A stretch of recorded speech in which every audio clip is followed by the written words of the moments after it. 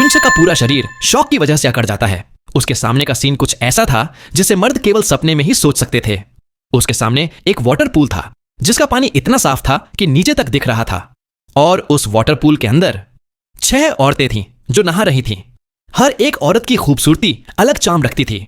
उनकी स्किन बर्फ की तरह साफ थी, एकदम फ्लॉलेस।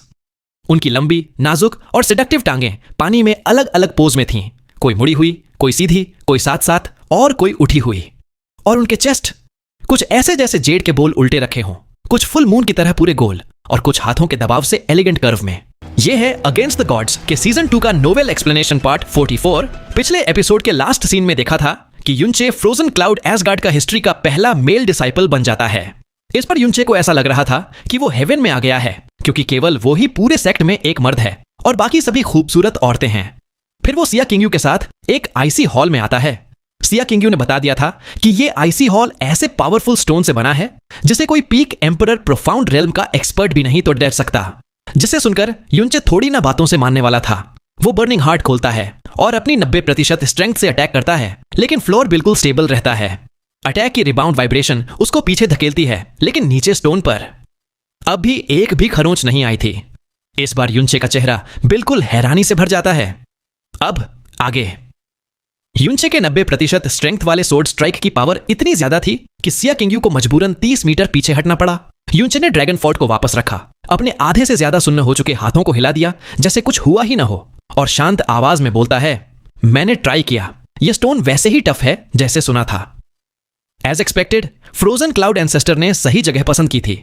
अगर इस जगह को सील कर दिया जाए तो यह पूरे ब्लू विंड एम्पायर की सुरक्षित जगह होगी। चाहे पूरा हेवनली सोर्ड विला भी आ जाए, वो यहां घुस नहीं पाएंगे। इतना बोलकर युनचे उस वॉल की तरफ घूमा जहां फ्रोजन एंड डिवाइन आर्ट्स इंग्रेव था। उसने अपने हाथ उठाए और silently frozen cloud arts circulate किया। जैसे ही उसके हाथों में ब्लू लाइट चमकी, वैसे ही वॉल पर आइस ब्लू वर्ड्स उभरने लगे। युनचे बोलता है, मैंने सुना है कि फ्रोजन क्लाउड एंसेस्टर के बाद 1000 साल में सिर्फ सिया किंग्यू, मेरी wife, he frozen and divine arts comprehend और प्रैक्टिस कर पाई। ये 2 चीजें प्रूव करता है। पहला, किंग्यू मेरी वाइफ बहुत ही कमाल की है, और दूसरा, फ्रोजन एंड डिवाइन आर्ट्स वैसे ही मिस्टीरियस है जैसे सुना है। फ्रोजन एंड डिवाइन आर्ट्स का प्रोफाउंड फॉर्मूला उसकी आंखों के सामने उभरना शुरू हुआ। Frozen and divine arts main formula, ice, extremity of water, extremity of coldness. पहली नजर में यह प्रोफाउंड फॉर्मूला सिंपल और सीधा सा लग रहा था। युनचे पहले तो बस ऐसे ही देख रहा था, लेकिन जैसे ही फॉर्मूला उसकी आंखों के रास्ते, उसके दिल और उसकी सोल में घुसने लगा, वो बिना रियलाइज किए उसमें डूब गया। उसका एक्सप्रेशन धीरे धीरे शांत और ब्लैंक होता गया। जब वो पूरा फॉर्मूला में डूब गया, उसकी 6 सेंसेस भी बंद हो गईं, और उसने पास खड़ी सिया किंग्यू को भी भूल गया। उसके कॉन्शियसनेस वर्ल्ड के अंदर ऐसा लग रहा था जैसे कोई आवाज धीरे धीरे फ्रोजन एंड डिवाइन आर्ट्स का फॉर्मूला पढ़ रही हो, और युनचे उस आवाज को अपने माइंड में स्ट्रांगली इनग्रेव कर रहा था।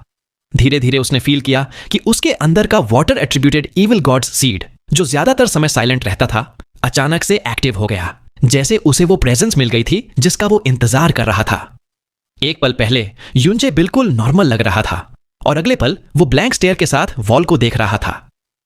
सिया किंग्यू के दिल में शॉक आया, लेकिन उसने युनचे को डिस्टर्ब नहीं किया। उसकी आंखों में डीप अस्टॉनिशमेंट थी। इस वक्त युनचे के प्रोफाउंड वेन्स के अंदर इविल गॉड का वाटर सीड खुशी से हिल रहा था और धीरे धीरे घूमने लगा। अचानक से युनचे के आसपास एक सर्कुलर आइस फॉग कंडेंस हुई, जो रिपल की तरह बाहर फैल गई। उसके साथ एक हल्की सी ठंडी हवा भी चली। जल्दी ही दूसरी आइस फॉग फिर से कंडेंस हुई, और इस बार वो गायब नहीं हुई। धीरे धीरे एक ब्लू लाइट के साथ एक आइस स्पिरिट उस आइस फॉग के अंदर फॉर्म हुआ, जो युनचे के आसपास घूमने लगा जैसे वो जिंदा हो। सिया किंग्यू के गुलाबी होंठ थोड़े से हिले और उसकी आंखों में डिसबिलीफ चमक उठा।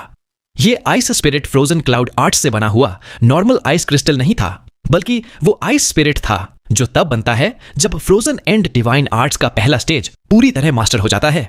और युनचे ने frozen and divine arts comprehend करना शुरू किया था। अभी 1 घंटा भी नहीं हुआ था। एक supreme ice attributed profound art, जिसे 1000 साल से कोई कॉम्प्रिहेंड नहीं कर पाया, और जिसे कॉम्प्रिहेंड करने के लिए खुद सिया किंग्यू को महीने लगे थे। युनचे ने सिर्फ 1 घंटे में पहला स्टेज कंप्लीट कर लिया। सिया किंग्यू बस युनचे को आंखें फाड़कर देखती रही। उसके दिल में सवाल उठे, उस आदमी में जो सिर्फ नाम का उसका पति था, और कितने सीक्रेट्स छुपे हुए हैं। असल में युनचे की कॉम्प्रिहेंशन एबिलिटी हाई थी, लेकिन वो सिया किंग्यू से ज्यादा नहीं थी। लेकिन डिफरेंस था उसके अंदर के evil gods seed of water का। आइस वाटर का ही एक फॉर्म था। Frozen and divine arts comprehend करने के लिए आइस के नेचुरल लॉज का एक्सट्रीमली हाई अंडरस्टैंडिंग चाहिए था, और युनचे के अंदर water attribute evil god seed होने की वजह से उसका वाटर के साथ पूरा एफिनिटी था। मतलब उसका अंडरस्टैंडिंग आइस लॉज का अल्टीमेट लिमिट तक पहुंच गया था, इसलिए उसके लिए frozen and divine arts cultivate करना बिल्कुल ईजी था। एक और घंटा गुजरा। युनचे के आसपास आइस स्पिरिट्स बढ़ते गए, पहले 1, फिर 10, फिर बहुत सारे, फिर हंड्रेड्स। तभी उसके बॉडी से इतनी ठंडी एनर्जी निकलने लगी जो हड्डियों तक घुस गई। साथ ही उसके शरीर से आइस क्रिस्टल्स के सिल्क थ्रेड्स बाहर निकलने लगे, जो धीरे धीरे उसके आसपास घूमकर एक बड़ा और डेंस आइस नेट बनाने लगे। अब युनचे एक ऐसे ऑब्लिवियस स्टेट में था जहां उसकी 6 सेंसेस कंप्लीटली बंद हो चुके थे। यह कॉम्प्रिहेंशन का अल्टीमेट स्टेट था और इसे डिस्टर्ब करना मना था। सिया किंग्यू धीरे से फ्लोट करके उठी, कुछ देर उसे देखा और बिना आवाज किए वहां से निकल गई। समय बीतता गया और रात हो चुकी थी, और तभी युनचे अपनी कॉम्प्रिहेंशन स्टेट से फाइनली जाग जाता है। बैंग की आवाज के साथ जैसे ही युनचे की आंखें खुलती हैं, उसके आसपास घूमने वाले आइस क्रिस्टल्स एकदम से फट जाते हैं और बर्फ के टुकड़ों का एक बड़ा मैदान बन जाता है। वो अपने हाथ दोनों तरफ फैलाता है, इधर उधर देखता है और फील करता है कि पूरे शरीर में एक अलग ही सुकून और रिफ्रेशमेंट है। युनचे हल्की आवाज में बोलता है, ट्री ऑफ फ्रोजन एंड, और तुरंत ही उसके दोनों हाथों पर छोटी सी आइस क्रिस्टल वाली 2 पेड़ियां उग जाती हैं, जिनमें बर्फ के पत्ते और शाखाएं फैल जाती हैं। फिर युनचे कहता है, फ्रोजन एंड इल्यूजरी मिरर। उसके दोनों हाथ खुलते ही एक ऑलमोस्ट ट्रांसपेरेंट गोल बैरियर पूरा का पूरा युनचे को कवर कर लेता है। उस बैरियर के अंदर उसकी कोल्ड एनर्जी और प्रेजेंस लगभग पूरी तरह से छुप जाती है और उसकी आवाज भी पूरी तरह दब जाती है। यह concealment technique normal frozen cloud barrier से कई गुना ज्यादा पावरफुल थी। युनचे सोचता है कि अगर वो इस फ्रोजन एंड इल्यूजरी मिरर को एक्टिवेट करे तो उसे 2 रेल्म ऊपर वाला बंडा भी 300 मीटर के एरिया में उसे ढूंढने की कोशिश करे तो भी मुश्किल से उसकी लोकेशन पकड़ पाएगा। युनचे बैरियर बंद करता है और धीमी आवाज में बड़बड़ाता है, एक ही सांस में 4थी स्टेज तक पहुंच गया। ये फ्रोजन एंड डिवाइन आर्ट्स तो उतना मुश्किल लग ही नहीं रहा। अगर फ्रोजन क्लाउड एसगार्ड की कोई और डिसाइपल उसकी बात सुनती तो शायद गुस्से में मुंह से खून उड़ा देती। तभी उसे एहसास होता है कि सिया किंग्यू अब उसके पास नहीं है। युनचे अपने आप चलकर अंडरग्राउंड से बाहर निकलता है और तब उसे पता चलता है कि रात हो चुकी है। Frozen cloud ash gourd. रात के वक्त इतना शांत था कि आसपास एक भी इंसान दिखाई नहीं दे रहा था। युनचे रिग्रेट करते हुए खुद से बड़बड़ाता है, काश दिन के वक्त किंग्यू के कमरे का एड्रेस पूछ लिया होता। अब तो कितना परफेक्ट चांस था, क्योंकि एसगार्ड में उसके अलावा सब औरतें ही थीं और रात के वक्त किसी और को ढूंढना सही नहीं लगता था। और वैसे भी गोंग युक्सियन ने उसे फ्रोजन क्लाउड डिसाइपल डिक्लेयर नहीं किया था। अगर वो किसी और डिसाइपल से टकरा जाता तो गड़बड़ हो जाती, और यहां से ही किंग्यू का नाम चिल्लाना बिल्कुल भी ऑप्शन नहीं था। वो सोचता है, अब क्या करूं? क्या मुझे वहीं खड़ा रहना होगा जब तक किंग्यू खुद मुझे ढूंढने आए? युनचे वहीं पर रुक जाता है और बहुत देर तक मूव नहीं करता। कुछ देर के बाद फिर युनचे सोचता है, छोड़ो, वापस फ्रोजन एंड डिवाइन हॉल चलकर ही सो जाता हूं। वो मन ही मन गुस्सा करता हुआ वापस मुड़ने लगता है। तभी उसके कान हिलते हैं। उसके दाहिने तरफ से कुछ औरतों की आवाजें सुनाई देती हैं। युनचे तुरंत अपनी सुनने की एबिलिटी को बढ़ाता है। हां, आवाज सच में औरतों की थी, और एक नहीं बल्कि कई औरतें थीं, और उनमें से एक आवाज बिल्कुल चू युएली की लग रही थी। युनचे तुरंत खुश हो जाता है। अगर चू युएली मिल गई तो आगे काम बहुत आसान हो जाएगा। यह सोचकर वो बिना सोचे समझे आवाज की तरफ चल पड़ता है। जैसे जैसे वो पास आता है, औरतों की बातें और क्लियर होती जाती हैं। युनचे अब और पास आ जाता है। उसने अपनी प्रेजेंस जानबूझकर छुपाई नहीं थी, इसलिए नेचुरली औरतों को उसकी प्रेजेंस का एहसास हो जाता है। वे लोग तुरंत उसकी तरफ ध्यान देते हैं। लेकिन युनचे अभी अभी frozen and divine arts practice करके आया था और उसके शरीर से बहुत स्ट्रॉन्ग कोल्ड एनर्जी निकल रही थी। ऊपर से उसके अंदर फ्रोजन क्लाउड सोल क्रिस्टल भी था। इसलिए फ्रोजन क्लाउड एसगार्ड की डिसाइपल्स को नेचुरली लगता है कि कोई अपनी ही डिसाइपल उनकी तरफ आ रही है। उनके दिमाग में यह बात कभी नहीं आती कि कोई मर्द भी हो सकता है। एक औरत बोलती है, कोई यहां आ रहा है, यह प्रेजेंस थोड़ा अनफेमिलियर लग रहा है। दूसरी कहती है, यह प्रेजेंस तो फ्रोजन एंड डिवाइन आर्ट्स जैसा लग रहा है, लेकिन यह प्रोफाउंड एनर्जी प्रेजेंस तो अर्थ प्रोफाउंड रेल्म के 7वें लेवल का है। यह तो किंग्यू नहीं हो सकती। क्या पता कोई सिस्टर अपनी प्रेजेंस जानबूझकर छुपाकर हमें टीज कर रही हो। बाहर वाली सिस्टर, जल्दी अंदर आओ। अगर तुम और छुपी रही तो हम खुद बाहर आकर तुम्हें खींच कर ले जाएंगे। युनचे के सामने एक बर्फ का दरवाजा था जो पूरी तरह बंद नहीं था। उसके पीछे से 6 औरतों की आवाजें आ रही थीं। कुछ ठंडी और क्लियर, कुछ नरम और जेंटल और कुछ लाइवली और मधुर थीं। उनकी बातें सुनकर युनचे का कंट्रोल हिलने लगता है। वो तुरंत सोचता है कि अगर वो अंदर गया तो उनका रिएक्शन कैसा होगा। फिर वो आगे बढ़ता है और बर्फ के दरवाजे को धक्का देकर खोल देता है। वो अपना मुंह खोलता है, कुछ कहने ही वाला था, पर उसका पूरा शरीर शॉक की वजह अकड़ सा जाता है, जैसे उस पर बिजली गिरी हो। उसके सामने एक वाटर पूल था जिसका पानी इतना साफ था कि नीचे तक दिख रहा था। ऊपर कोई फॉग नहीं थी, इसलिए यह कोई हॉट स्प्रिंग नहीं था। यह snow region of extreme ice का एक नेचुरल कोल्ड स्प्रिंग था जो इतनी ठंड के बावजूद कभी जमता नहीं था। और उस स्प्रिंग के अंदर 6 जेड जैसे शरीर थे जो बिल्कुल बिना कपड़ों के थे। हर एक औरत की खूबसूरती अलग चार्म रखती थी, पर सभी ऐसी लग रही थी जैसे कोई गॉडेस हो। उनकी स्किन बर्फ की तरह साफ थी, एकदम फ्लॉलेस। उनकी लंबी, नाजुक और सेडक्टिव टांगें पानी में अलग अलग पोज में थीं, कोई मुड़ी हुई, कोई सीधी, कोई साथ साथ और कोई उठी हुई। और उनके चेस्ट कुछ ऐसे जैसे जेड के बोल उल्टे रखे हों, कुछ फुल मून की तरह पूरे गोल, और कुछ हाथों के दबाव से एलिगेंट कर्व में। यह पूरा मंजर ऐसा था कि कोई भी मर्द तुरंत अपने खून की रफ्तार बढ़ा दे और अपनी रूह भी खुद से बाहर निकलती महसूस करे। युनचे ने अपनी दोनों जिंदगियों में उसने ऐसा सीन कभी नहीं देखा था। अगर उसे अपनी फीलिंग्स 2 शब्दों में बयान करनी होती तो वो कहता, होली शिट। ये सभी औरतें जो उसके सामने थीं, वो कोई आर्म डिसाइपल नहीं थी, बल्कि फ्रोजन क्लाउड 7 फेरीज थी जो कि पूरे वर्ल्ड में लेजेंड मानी जाती थीं। सब उसके सामने बिल्कुल बिना कपड़ों के थीं। ऐसे सीन के बारे में सोचना ही किसी मर्द के लिए खून को उबालने के लिए काफी होता। और युनचे तो इस वक्त उसी चीज को अपनी आंखों से देख रहा था। उसके शरीर का ब्लड और एनर्जी इतना तेज हो गया जैसे नाक से निकल जाएगा अगर उसने और देखा तो। जैसे ही फेरीज ने युनचे को देखा, सही बोले तो जैसे ही उन्होंने एक मर्द देखा, तो वो सब पल भर के लिए पत्थर बन गईं। लेकिन क्योंकि वो आम लड़ डचकियां नहीं थीं, इसलिए वो बस शॉक में थीं, पर बिल्कुल भी चाइल्डिश तरीके से रिएक्ट नहीं किया। हाँ, सबसे छोटी बहनें फेंग हन्युए और फेंग हंसुए फिर भी जोर से चीख पड़ी, और फ्रोजन क्लाउड असगार्ड जैसे शांत जगह में उनकी चीख ने पूरी जगह हिला दी। युनचे एक कदम पीछे हटकर घबराहट में बोलता है, माफ करना, गलत जगह आ गया। तत तुम लोग आराम से कंटिन्यू करो। ये बोल के वो भागने लगता है, लेकिन एक बार पीछे देखना भी नहीं भूलता। तभी चू युएली गुस्से में चीखती है, युनचे, मैं तुझे मार डालूंगी। और तुरंत ही उसका आइस क्रिस्टल लॉन्ग सोर्ड, जिसमें कोल्ड एनर्जी भरी हुई थी, बिजली की तरह युनचे के पीछे आता है। सोर्ड के टिप पे एक नीला आइस लोटस चमक रहा था जो युनचे की पीठ की तरफ जा रहा था। उसी वक्त बाकी 5 फेरीज भी जल्दी से अपने स्नोवी कपड़े पहनकर हवा में फ्लोट करने लग गईं। फिर उन्होंने रात के आसमान से बर्फ के बहुत सारे टुकड़े नीचे बरसाए। ठंडी हवा घूम गई और युनचे के आसपास की स्पेस को फ्रीज कर दिया। उसके सामने एक 3 मीटर मोटी बर्फ की दीवार तुरंत बन गई, जिससे वो लगभग टकरा ही जाता।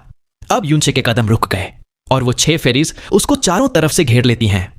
सबके फ्रोजन जेड फ्रॉस्ट सोर्ड्स बर्फ की ठंडी रोशनी छोड़ रहे थे और सीधे युनचे पर पॉइंट किए हुए थे। हाँ, वो अपने कपड़े पहन चुकी थीं, लेकिन जल्दी में होने की वजह से उन्होंने अपने शरीर से स्प्रिंग का पानी नहीं सुखाया था। उस पानी ने उनके पतले कपड़ों को चिपका दिया था, जिससे उनके शरीर की सारी कर्व्स और शेप और भी ज्यादा साफ दिख रही थीं।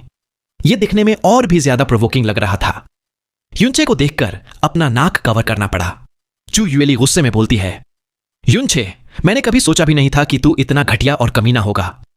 उसका चेहरा गुस्से से बर्फ की तरह ठंडा था, लेकिन उसके सीने के जेड पीक्स, जो उसके गीले कपड़ों के नीचे परफेक्ट हाफ मून्स की तरह उभर रहे थे, उसके साथ साथ ऊपर नीचे हिल रहे थे। मुरोंग चेंगशुए ठंडी आवाज में बोलती है, बेशर्म घटिया आदमी, हमें झांकने आया? ये कभी माफ नहीं करूंगी। चाहे तुझे ग्रैंड एसगार्ड मिस्ट्रेस खुद बुलाए हो, आज तुझे मैं मारकर ही छोड़ूंगी। और तुरंत उसने अपनी peak sky profound realm aura release कर दी, जो सीधे युनचे पर लॉक हो गई। ट्विन सिस्टर्स फेंग हन्युए और फेंग हंसुए रोकर बोलती हैं, अब हम क्या करें? उसने सब देख लिया। अब युनचे के आसपास आइस स्पिरिट्स घूमने लगी थीं। बर्फ के फूल हवा में उड़ रहे थे। युनचे जल्दी से अपना हाथ उठाकर बोलता है, फेरीज, मेरा बिल्कुल भी तुम सबको ऑफेंड करने का इरादा नहीं था।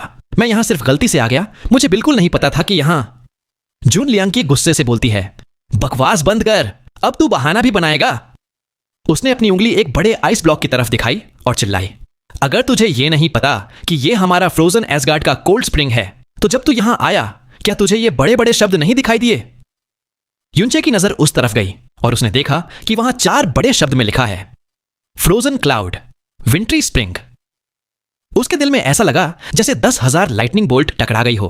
वो बोलता है, अरे फ्रोजन क्लाउड, एसगार्ड में तो हर जगह आइस और कोल्ड जेड के पत्थर पड़े हैं। मैं क्या सबको जाकर चेक करता कि उस पर लिखा है या नहीं?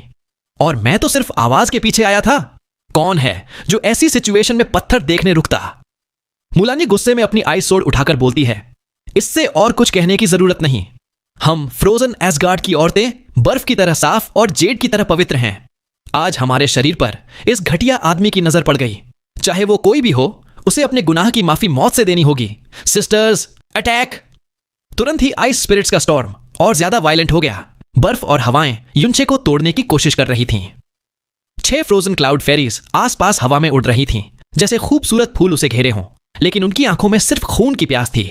सबकी सोर्ड्स सीधे युनचे के वाइटल पॉइंट्स पर थीं। युनचे ने तुरंत star gods broken shadow use करके उनके स्ट्राइक से बचने की कोशिश की। चाहे यह सब गलती से हुआ हो, युनचे के दिल में गिल्ट था, इसलिए वो फाइट बैक नहीं कर रहा था। वो सिर्फ डॉज करके उनके अटैक्स रोक रहा था, लेकिन चिल्लाकर कहता है, फेरीज प्लीज शांत हो जाओ। मैं कसम खाता हूं ये सब मैंने जानबूझकर नहीं किया। अगर मैंने ये सब जान के किया है तो मैं अभी तुरंत अपनी दोनों आंखें खुद निकाल दूंगा और कभी रोशनी नहीं देखूंगा। लेकिन गुस्से से पागल फ्रोजन क्लाउड फेरीज उसकी एक बात भी सुनने के मूड में नहीं थी। युनचे सिर्फ बच रहा था, अटैक नहीं कर रहा था, लेकिन उनका गुस्सा और ज्यादा बढ़ रहा था।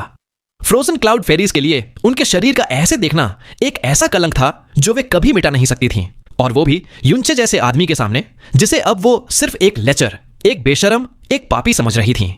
अब फ्रोजन क्लाउड एसगार्ड का शांत माहौल भी तूफानी हो गया था। पहली वाली चीख से सब डिसाइपल्स होशियार हो गई थीं। दूर दूर से खूबसूरत औरतों के सिलहूट तेज गति से यहां आ रहे थे। युनचे सोचता है, बस अब तो मैं फंस गया। रात के समय फ्रोजन क्लाउड विंट्री स्प्रिंग में फ्रोजन क्लाउड 6 फेरीज के साथ, और अब सब डिसाइपल्स भी आ रहे हैं। चाहे मैं कितने भी स्पष्ट करूं, अब कोई नहीं मानेगा। हर लड़की मुझे एक लेचर, एक मोलेस्टर, एक परवर्ट कहेगी।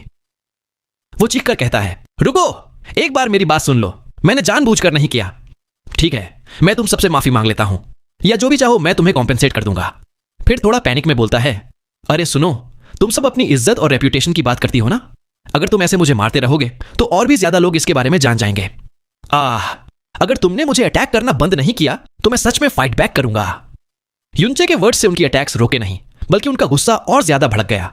अब तो आसमान वायलेंट स्नोस्टॉर्म से भर गया था। डेडली बर्फ के नुकीले टुकड़े हर जगह उड़ रहे थे। मूलनी का सोड युनचे के सीने को खरोंचता है। उसके कपड़े फट जाते हैं और स्किन पर एक पतली सी लाइन बन जाती है। खून तो नहीं निकला, लेकिन युनचे को दर्द होता है। वो दांतों को भिंचकर कहता है, अगर तुमने अटैक बंद नहीं किया तो मैं सच में फाइट बैक करूंगा। तभी एक और सोर्ड स्ट्राइक उसके सिर के ऊपर से गुजरी और उसके कुछ बाल कट गए। युनचे ने अपनी गर्दन झट से नीचे खींच ली और दांतों को भिंचकर दोनों हाथ फैला दिए। ईविल गॉड वाटर सीड से उसने frozen and divine arts activate कर दिया, जो था ट्री ऑफ फ्रोजन एंड। तुरंत ही उसके दोनों तरफ से 2 बड़े आइस क्रिस्टल ट्रीज जमीन से निकले, जो कुछ ही सेकंड्स में 10 मीटर तक उग गए। उनके ठंडे ब्रांचेस और पत्ते हवा में फैल गए और 6 फेरीज को दूर धकेल दिया। फ्रोजन क्लाउड फेरीज के चेहरे बिल्कुल बदल गए। मुरोंग चैंगशुए शॉक में बोलती है, ये तो फ्रोजन एंड डिवाइन आर्ट्स है। छुयुएली चीखती है, युनचे, तूने हमारे एसगार्ड की सबसे सुप्रीम प्रोफाउंड आर्ट्स चुरा ली है। फ्रोजन एंड डिवाइन आर्ट्स हमारे एसगार्ड की निशानी है। हमारा एसगार्ड तुझे कभी माफ नहीं करेगा। तभी ऊपर से एक ठंडी और डिग्निफाइड आवाज आई, ये क्या हो रहा है? तुम सब यहां क्या कर रहे हो? एक आईसी फिगर आसमान से नीचे आई। वो थी एसगार्ड मिस्ट्रेस गोंग युक्सियान। उसकी नजर पहले युनचे पर गई, फिर 6 फेरीज के शरीर पर रुकी। साथ ही आसपास से और भी डिसाइपल्स तेज स्पीड से आ रहे थे। सब एक साथ गोंग युक्सियन को ग्रीट करते हैं। फेरीज गुस्से में बोलती हैं, एसगार्ड मिस्ट्रेस युनचे। युनचे छुपके से फ्रोजन क्लाउड विंट्री स्प्रिंग में घुस आया और हमें नहाते वक्त झांक रहा था। गोंग युक्सियन ने जब उन 6 को गीले और पानी से भरे देखा तो उसे कुछ समझ आ गया। उसने अपनी नजर युनचे पर डाली और ठंडी आवाज में पूछा, युनचे, क्या यह सब सच है? युनचे बोलता है, हाँ, ये मैं मानता हूं कि मैंने उन्हें ऑफेंड किया, लेकिन कसम खाता हूं मैंने जानबूझकर झांकने की कोशिश नहीं की। जब मैं फ्रोजन एसगार्ड में आया तो पूरा दिन फ्रोजन क्लाउड डिवाइन हॉल में था और मुझे अंदाजा ही नहीं था कि रात हो गई है। मुझे पता नहीं था कहां जाना है, तो मैं आवाज के पीछे आ गया। मुझे बिल्कुल भी नहीं पता था कि वो सब यहां नहा रही थीं। फेरीज चिल्लाती हैं, एसगार्ड मिस्ट्रेस, उसकी बातों पर मत जाना, ये दिल से ही घटिया है और जानबूझकर हमें अपमानित कर रहा था। और जब हमसे लड़ाई हुई तब उसने फ्रोजन एंड डिवाइन आर्ट्स इस्तेमाल किया, मतलब उसने हमारा सबसे बड़ा प्रोफाउंड आर्ट चुरा लिया है। गोंग युक्सियन एकदम से शॉक हो गई। क्या फ्रोजन एंड डिवाइन आर्ट्स? युनचे, क्या तुमने वाकई frozen and divine arts cultivate कर लिया है? युनचे जल्दी से बोलता है, हाँ, किंग्यू मुझे फ्रोजन एंड डिवाइन हॉल में लाई थी। मुझे वहां फ्रोजन क्लाउड एंसेस्टर के छोड़े हुए फ्रोजन एंड डिवाइन आर्ट देखने का मौका मिला। पूरा एक दिन तक कॉम्प्रिहेंड करने के बाद मैं इसका रूडिमेंटरी स्टेज समझ गया। गोंग यूक्सियन कुछ पल के लिए शॉक में बोलती ही नहीं। तभी चारों तरफ से फ्रोजन क्लाउड डिसाइपल्स तेज स्पीड से आ गए। उनके स्नो रोब्स हवा में उड़ते हुए ऐसे लग रहे थे जैसे सफेद बटरफ्लाइज की भीड़ हो। इसी वक्त सिया किंग्यू अपने frozen snow dance steps use करती हुई एक ठंडी हवा के साथ नीचे आई और गोंग यूक्सियन के पास उतर गई। उसने युनचे को देखा, फिर चू युएली और बाकी फेरीज के गीले कपड़ों और गुस्से भरे चेहरों को देखा, और फिर फ्रोजन क्लाउड विंट्री स्प्रिंग के पीछे का सीन, और तुरंत ही उसे सब समझ आ गया। तभी चू युएली गुस्से में बोलती है, किंग्यू, आज तुम्हें अपने आंखों से देखना होगा कि जिस आदमी से तुमने शादी करने की जिद की थी वो कितना घटिया निकला। ये अंधेरे में छुपकर फ्रोजन क्लाउड विंट्री स्प्रिंग आया और हमें नहाते वक्त झांकता रहा। ये उसकी घटिया सोच का सबूत है। यह सुनकर फ्रोजन क्लाउड डिसाइपल्स की आंखें शौक से खुल गईं। युनचे मजबूरी में बोलता है, मैंने कई बार कहा है, मैंने यह सब जानबूझकर नहीं किया। जब मैं यहां आया मुझे बिल्कुल नहीं पता था कि उस बर्फ के दरवाजे के पीछे एक आउटडोर कोल्ड स्प्रिंग है। सिया किंग्यू अपने होंठ बाइट करती है, फिर एक कदम आगे बढ़कर बोलती है, मास्टर और सभी सीनियर मास्टर और जूनियर मास्टर, युनचे सच है, थोड़ा इंपल्सिव और कभी कभी अनरूली होता है, लेकिन मैं गारंटी देती हूं कि वो जानबूझकर कभी ऐसी घटिया हरकत नहीं करेगा कि औरतों को नहाते वक्त झांक ले। मुझे पूरा विश्वास है कि युनचे से यह गलती अनजाने में हुई है। मैं सबसे निवेदन करती हूं कि शांत हो जाओ। मुरोंग चेंगशुए गुस्से से बोलती है, चाहे उसने ये जानबूझकर न भी किया हो, लेकिन उसने हमारे शरीर को देखा है और ये सच है, और ऊपर से उसने हमारे सेक्ट का फ्रोजन एंड डिवाइन आर्ट भी चुराकर सीख लिया। ऐसी हरकत कभी माफ नहीं की जा सकती। तभी गोंग यूक्सियन अपना हाथ उठाकर बोलती है, तुम्हें फ्रोजन एंड डिवाइन आर्ट के बारे में ज्यादा गुस्सा होने की जरूरत नहीं। क्या तुमने युनचे के शरीर पर फ्रोजन क्लाउड सोल क्रिस्टल का ऑरा महसूस नहीं किया? यह असल में कल के सेक्ट असेंबली में अनाउंस करना था, लेकिन अब जब बात यहां तक पहुंच गई है तो मैं अब भी बता देती हूं। आज से युनचे हमारे फ्रोजन क्लाउड एसगार्ड का ऑफिशियल डिसाइपल बन चुका है और हमारी हिस्ट्री का पहला मेल डिसाइपल। फेरीज एक साथ रिएक्ट करते हुए बोल पड़ती हैं, मिस्ट्रेस, जो आप कह रही हो क्या सच है? हमारे सेक्ट का सबसे पहला रूल तो यह है कि हम सिर्फ हाई एप्टीट्यूड वाली औरतों को ही डिसाइपल बनाते हैं। फिर एक लड़का कैसे डिसाइपल बन गया? क्या यह किंग्यू की वजह से हुआ है? गोंग यूक्सियन उन्हें रोक कर बोलती है, तुम सब चुप हो जाओ और ऐसी बेवकूफ़ी वाली सोच मत करो। यह डिसीजन मेरा नहीं था, बल्कि ग्रैंड एसगार्ड मिस्ट्रेस का था, और ग्रैंड एसगार्ड मिस्ट्रेस ने यह डिसीजन किसी जल्दबाजी में या हमारे सेक्ट के रूल्स को तोड़ने के लिए नहीं लिया। उसके पीछे एक बहुत ही इंपॉर्टेंट वजह है। यह वजह मैं तुम्हें नहीं बता सकती और तुम्हें फिर से पूछना भी नहीं चाहिए। बस इतना समझ लो कि शायद इस वजह से फ्रोजन क्लाउड एसगार्ड का फ्यूचर जुड़ा है। युनचे अब फ्रोजन क्लाउड एसगार्ड का डिसाइपल है, मतलब ये कि उसे frozen and divine arts practice करने का पूरा हक है। फिर उसने अपनी नजर उन डिसाइपल्स पर डाली जो चीख सुनकर इधर आ गए थे। यहां कुछ बड़ा नहीं हुआ है, तुम सब अपने रूम्स में वापस जाओ। कल सुबह 10 बजे सेक्ट असेंबली के लिए मेन हॉल में मिलना। गोंग यूक्सियन के ऑर्डर के साथ ही डिसाइपल्स तुरंत वापस चले गए, लेकिन चू युएली और उसके साथियों का गुस्सा अभी तक शांत नहीं हुआ था। मुरोंग चेंगशुए अपनी स्वॉर्ड युनचे की तरफ पॉइंट करके बोलती है, चाहे वो अब हमारे सेक्ट का डिसाइपल बन गया हो, लेकिन उसने जो हमारे साथ किया उसका सेक्ट डिसाइपल होने से कोई लेना देना नहीं है। चाहे ग्रैंड एसगार्ड मिस्ट्रेस उसे कितना भी इंपॉर्टेंट क्यों ना समझे, आज हमें इसका जवाब चाहिए, वरना हम कभी चैन से नहीं रह पाएंगे। सिया किंग्यू कहती है, मास्टर, सीनियर मास्टर्स और जूनियर मास्टर्स, मुझे पता है कि युनचे ने इस बार बहुत बड़ी गलती की है, लेकिन मैं गारंटी देती हूं कि यह सब गलती से हुआ है। मैं निवेदन करती हूं, इस बार उसे माफ कर दो या फिर उसकी पनिशमेंट थोड़ी कम कर दो, और अगर आपको मुझे कोई रीजन चाहिए तो वो मेरा पति है। उसने अपनी नजर युनचे की तरफ घुमाई और धीरे सी अर्जेंट आवाज में बोली, जल्दी करो, जल्दी उन 6 सीनियर और जूनियर मास्टर से माफी मांगो। युनचे मासूमियत भरे चेहरे के साथ बोलता है, मैंने पहले ही माफी मांग ली थी पर कोई फायदा नहीं हुआ। गोंग यूक्सियन जोर से बोलती है, बस। वो युनचे की तरफ देखती है और थक चुकी सी लगती है। फ्रोजन क्लाउड एसगार्ड के इतिहास में कभी भी किसी मेल गेस्ट को यहां रात भर नहीं रखा गया था, और आज पहली बार ऐसा हुआ कि फ्रोजन क्लाउड डिसाइपल का शरीर किसी आदमी की नजर से कलंकित हुआ।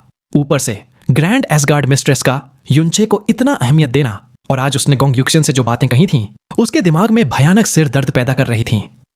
जैसे मुरोंग चेंगशुई ने कहा था, अगर आज कोई हिसाब नहीं दिया गया तो वो सब चैन से नहीं रह पाएंगे, पर अगर वो युनचे को सजा देती है तो किस तरह देगी?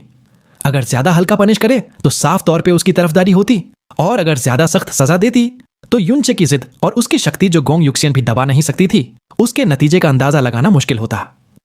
गोंग युक्सियन सख्ती से कहती है, युनचे, आज का मामला मैं भी मानती हूं कि तुमने गलती अनजाने में की है, लेकिन गलती गलती ही होती है, चाहे इरादा न था, पर पाप तो हो ही गया। हम फ्रोजन क्लाउड एसगार्ड की औरतें अपनी शुद्धता को जान से भी ज्यादा मानती हैं, और यह बात अब यहीं छोड़ देना मुमकिन नहीं। तुम्हें अपनी जान से तो हिसाब चुकाने की जरूरत नहीं, पर चाहे नम्रता से माफी मांगो या किसी और तरीके से पूरा करो, तुम्हें उन्हें ऐसा जवाब देना होगा जो उनके गुस्से को शांत कर सके।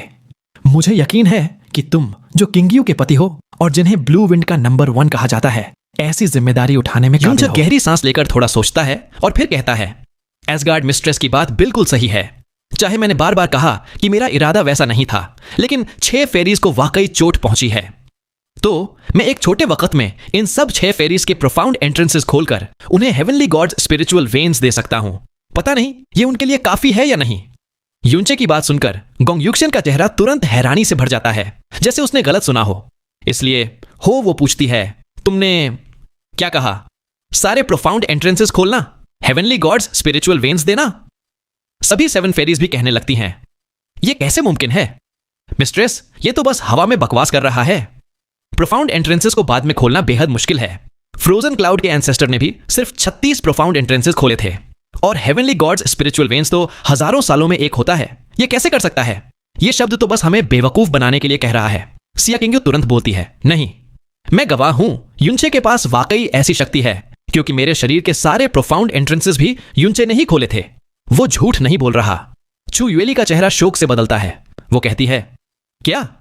तो मतलब जो तुमने पहले एक्स्ट्रॉर्डिनरी बीइंग कहा था, वो असल में?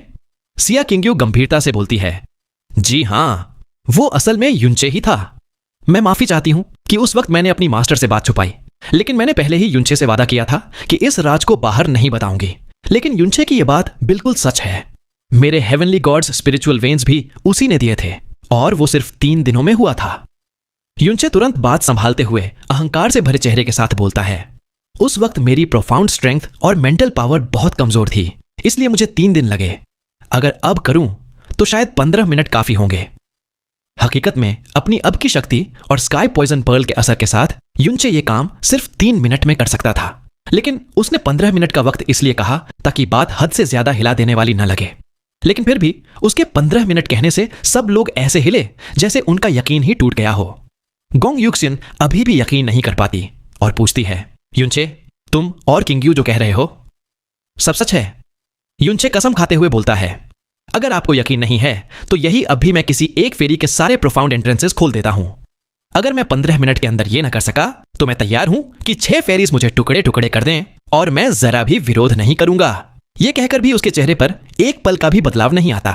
वीडियो को लाइक करके, चैनल को सब्सक्राइब करके हमारी छोटी सी फैमिली का हिस्सा बन जाइए। अगर ऐसे ही और वीडियोस देखनी है तो हम मिलेंगे आप सभी से नेक्स्ट वीडियो में। तब तक के लिए हम आपसे विदा लेते हैं।